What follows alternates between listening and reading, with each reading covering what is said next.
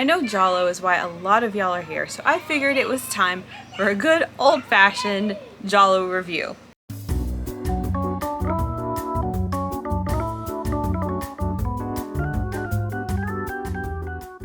I kind of miss back when I was just like all Giallo all the time. I was just on the prowl. I was devouring all of the must-see titles, but I was also exploring a bunch of lesser-known titles.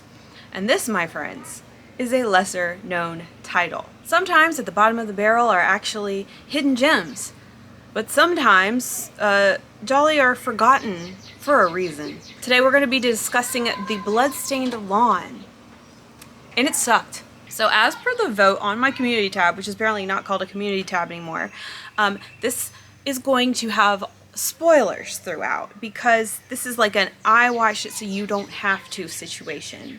I am going to warn you when we get to that time though. Did not really like this movie, but I don't want to discount the fact that some of you may like it. It's very weird and it may be right up some of y'all's alley, and I totally get that and I totally respect it. So if you are watching this review and it starts to sound good, like, hey, I might actually want to go watch that, feel free to dip out of this video and go watch it. This film was directed by Riccardo Ione. I watched it in Italian with subtitles. I doubt it's been dubbed. And here is your cast. Marina Malfatti plays Nina, but I call her Marina in this movie because I don't even know if they ever use her name in the movie. She's a Giallo queen, so if you've seen a few, you probably know her. Enzo Tarasio plays Antonio, but I call him Bowtie. He's been in The Night Evelyn Came Out of the Grave and The Designated Victim. Claudio Biava plays Alfiero, but I call him Blondie. George Willing plays Max, but I call him Hitchy Boy. All these people I have had to give their own name, okay? Daniela Caroli plays Max's companion, but I call her Hitchy Girl. Dominique Bochero plays Valentina, but I call her Prosty. Lucio Dalla plays the Tramp, but I call him the Drunk. Barbara Marzano plays Venamina, and I call her the Fortune Teller. And Nino Castelnuovo plays the UNESCO agent, but I call him the Cop. You see, they didn't really bother to give a lot of the characters names, so I renamed them all. The cover of this film is gorgeous. Unfortunately, it does not depict anything that actually happens in the film. And here's your synopsis written by me. A wealthy family picks up and hosts drifters, addicts, sex workers, and other societal outcasts to stay for an undetermined amount of time in their decadent mansion. Soon, the guests have to decide if they should ignore red flags and make the most of this luxurious opportunity, or if this place is too suspicious to stay. So it feels like it's been forever since I have just like picked an unseen Giallo that I know nothing about and just sat down to watch it. And there's something so special about that moment where like the opening credits are rolling. That feeling of you're just watching a golden age Giallo for the first time. It just reminds me of those days a few years ago where I started exploring. So those days of my early exploration where I'm just like excited because I have no idea what's about to unfold before me. This like hunting down the weirdest title and watching it, a beautiful 70s font unrolling before you, and some really intriguing music playing, and just it all has the same sort of flavor to it. And this title, the Bloodstained Lawn, it was like giving a little bloodstained shadow, a little naked girl killed in the park. Like, I thought it was gonna be good. But yeah, I mean, pushing play, I was still pretty excited, just knowing that these movies are always gonna try to surprise you. And, well, this one didn't really surprise me. Anyway, we'll get to it. It's a good feeling. The opening, the pushing play, the opening is always a good feeling. It's just a shame when the film lets you down. I'm going to talk you through a little bit of the story now. We start off on like a dock, and there's a boat and some crates.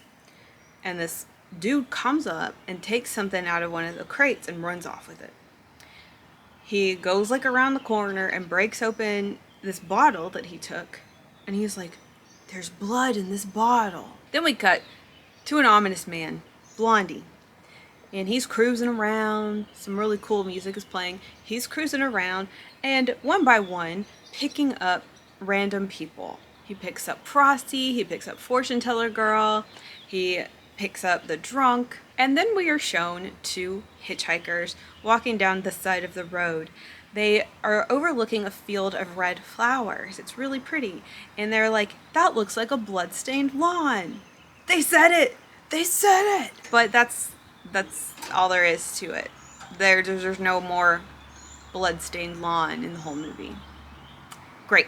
Anyway, so then Blondie picks them up too. Now let's stop and pause here. What are you thinking? What are you thinking is happening? What do you think's going down here? Well, you're probably right. Now the rest of the film is just a matter of filling in those blanks, figuring out the details. How did these people getting picked up turn into bottles of blood being distributed? Let's continue with the story. Blondie takes all of these undesirables to his high-tech mansion that he shares with his sister, Marina, and Marina's husband, Bowtie. Apparently it's just their thing. They like to host random people, let people stay with them. But they're not very friendly about it. They don't smile or anything. It's weird.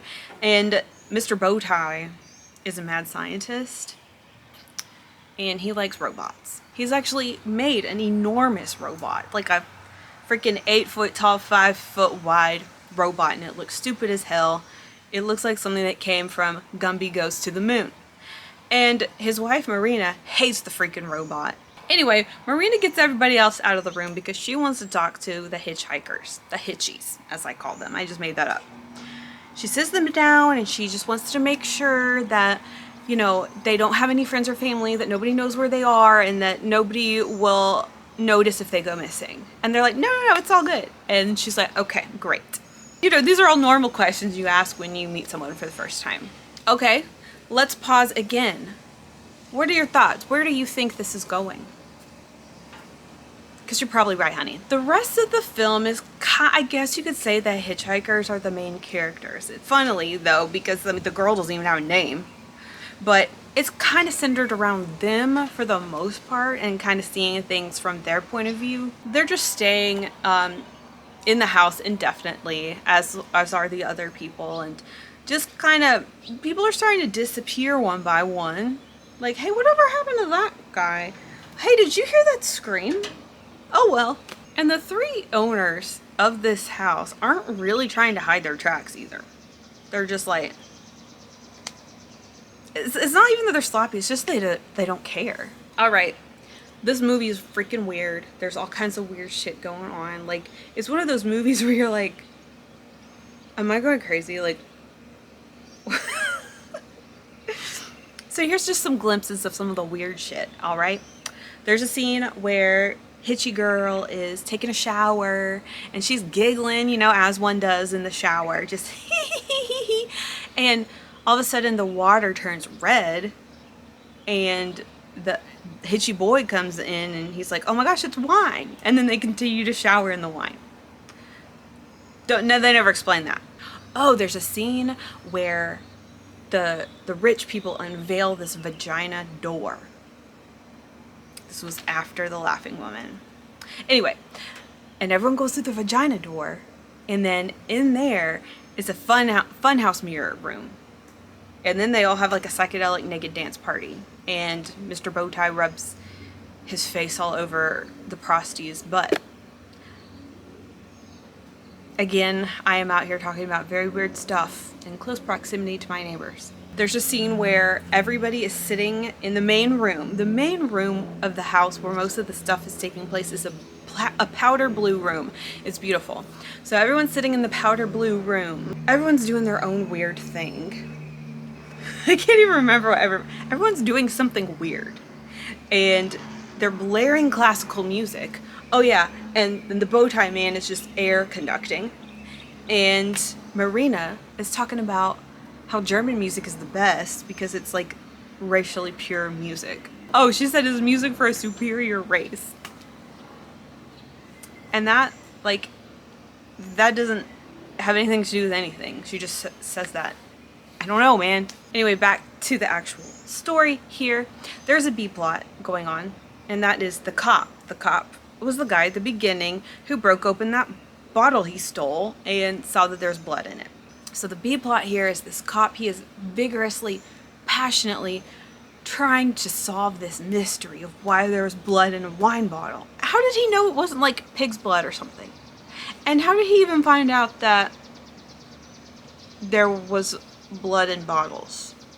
Like, how did he even know to go get that bottle and break it open? You know what I'm saying? But yeah, he's asking a lot of questions, grabbing people by the collar, asking them questions, and following this trail, and I'm sure you can guess where he ends up, where he's eventually led to. It's easy to put two and two together here, but now the real mystery is just why?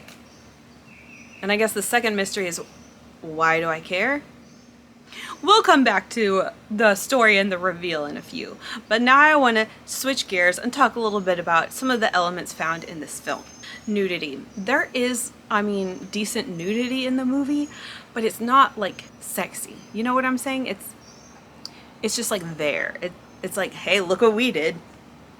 We got someone fully naked on camera. When it comes to the violence and gore, it's generally like lacking, I would say. A lot of the kills happen off camera, but there are a couple of scenes that are actually surprising and effective. But I don't think that balances very well with the fact that most of the kills are like behind the scenes. I think they should have been more forward facing with all of that. In terms of style, there was like a little bit of a psychedelic flavor to the film, which I thought was fun. But even despite these psychedelic moments, I don't think it is shot creatively. And as far as I remember, I don't remember any like moody lighting or anything that kind of creates suspense and like a feeling of darkness. And going off of like how it is shot, at first I was thinking that they were shooting in very small places because we never got like a good outside look at the house at the beginning anyway. Some of the rooms that we went in where you couldn't even see the room. All you could see was like the people and then the wall behind them. It was giving the impression that they were shooting in very cramped spaces. However, eventually we did get some outside looks at the house and the lawn, and like it's huge and it's beautiful. So I just think it's weird that it had this sort of claustrophobic look to it, especially with beautiful interiors. So like I mentioned, the main location in this house is this like powder blue room. It's really pretty. And then of course the outside and the lawn are gorgeous, but so the decor is nice. Some of the fashion is pretty nice too. There's a particular dress that Marina was wearing that was lovely, but the film didn't offer a lot of eye candy for us. The music was pretty cool. It had a little bit of like a hippie 60s sound to it, like a little bit of psychedelic rock and roll vibe, and I liked it. It wasn't too pervasive. And the characters just kind of suck.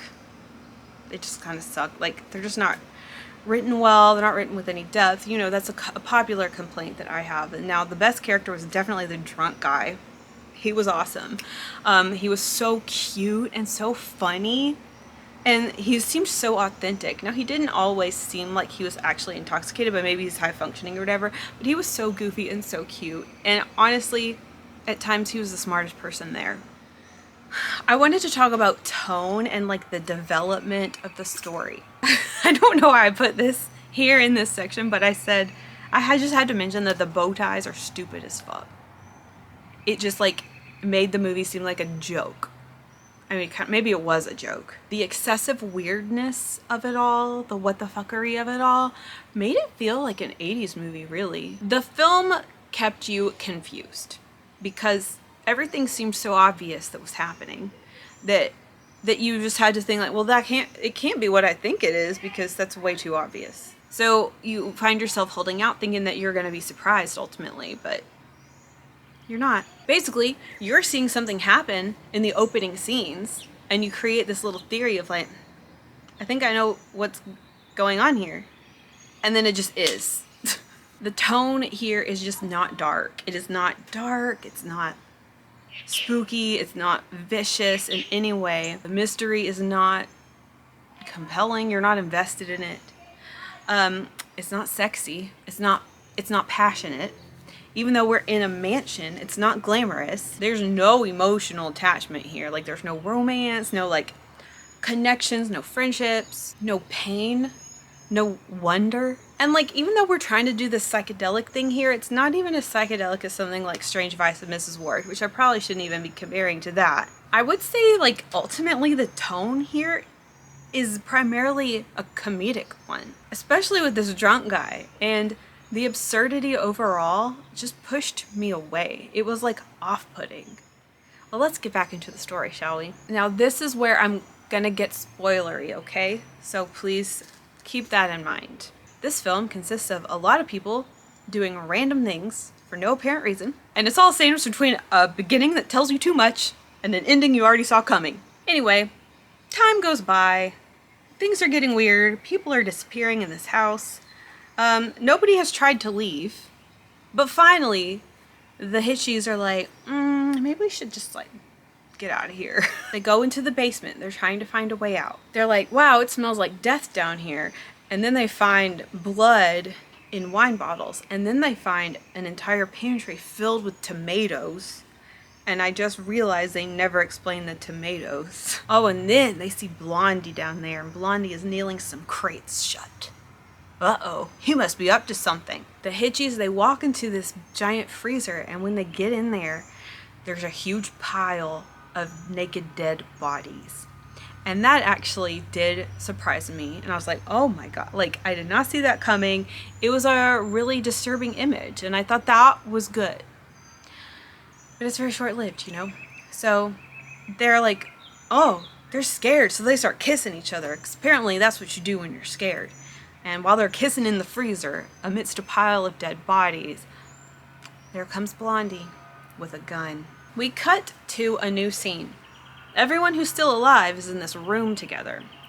And the prosty, who has had very few lines in this movie, is laying naked on a table. She thinks she's gonna, like, go to work, you know what I mean?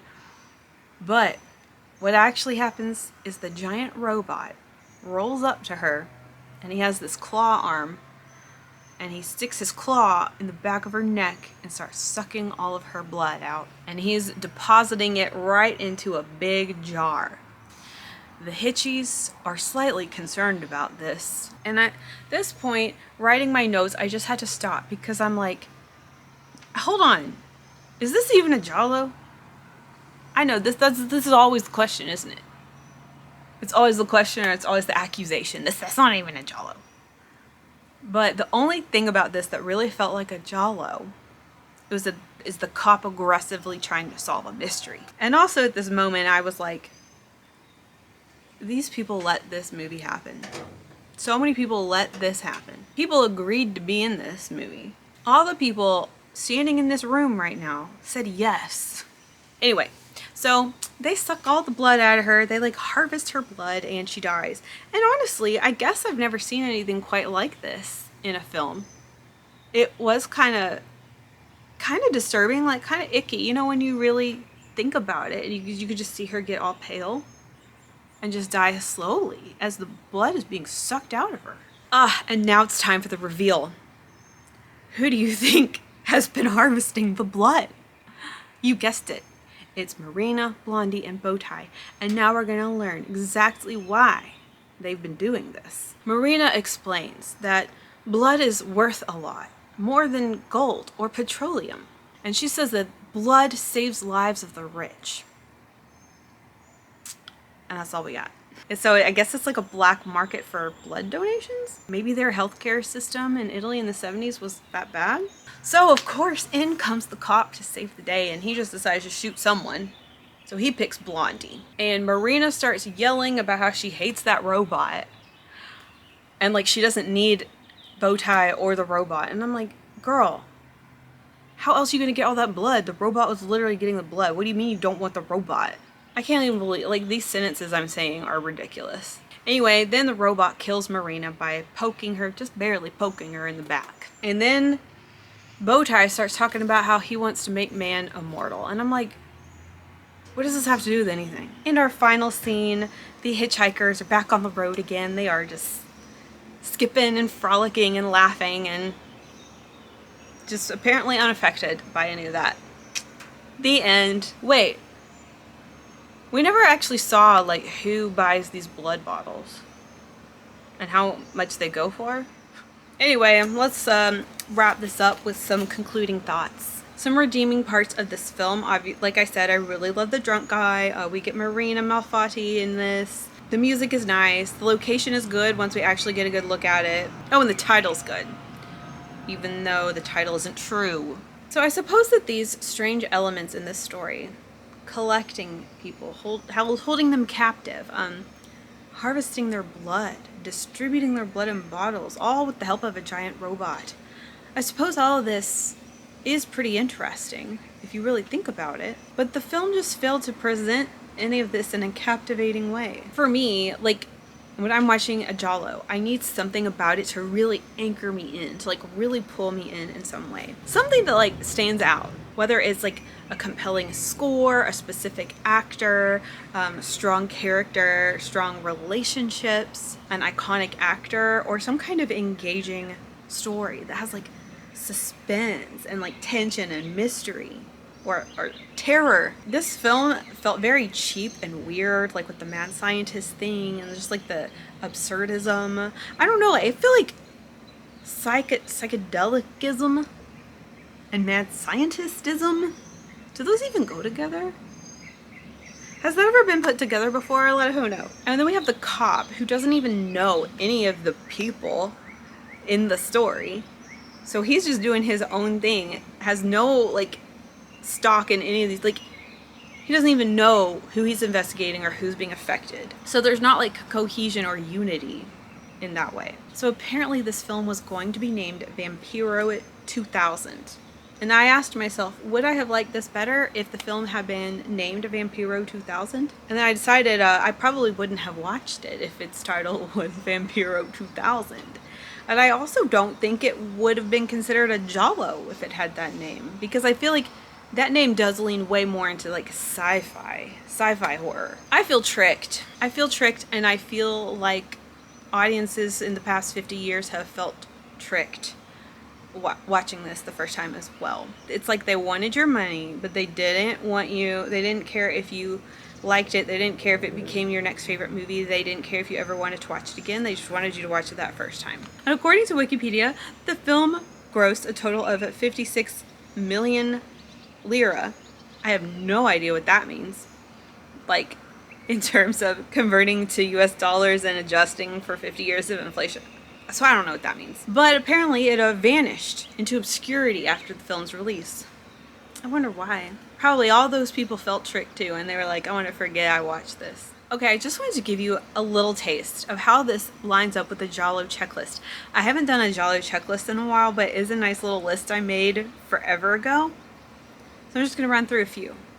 Meowing cat, no. Hooker bonfire, no. Childhood trauma, no. Gloves, fedora, trench coat, straight razor, switchblade, no. Person getting run over by a car, threatening phone calls, infidelity, J&B, no. Red herring, no. Cinematic man fight, no. But terrible dancing, yes. So is it a Giallo? You tell me.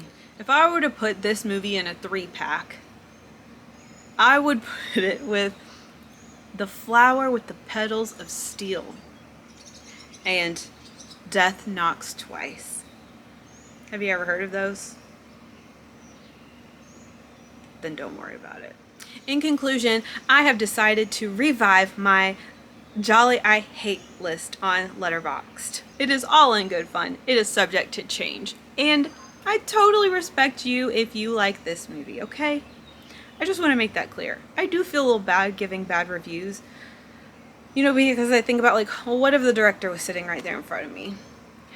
How would that change what I said or how I said it? You know what I'm saying? But since the movie is 50 years old, I'm just gonna say that it's been enough time. And I do want to say this. Young people today like to use the word trash. They'll be like, that movie was trash. Or this person was questionable morals, they're trash. And I hate that word, and I don't know if I've ever called a movie trash, maybe once, but you won't catch me doing that. Like, I'm not gonna call this movie trash. This movie is worthy of discussion, and that's why we're here, you know? So even though I gave it a bad review, it is with love and respect. But with that, please let me know in the comments, do you want me to keep talking about movies that are mid or movies that aren't good, or do you want me to focus on like the higher tier movies? Alright, I hope you enjoyed this talk. I hope all the outdoor noises weren't too distracting. Let me know if you've seen this movie or if you want to, and I will see you in the next video. Ciao!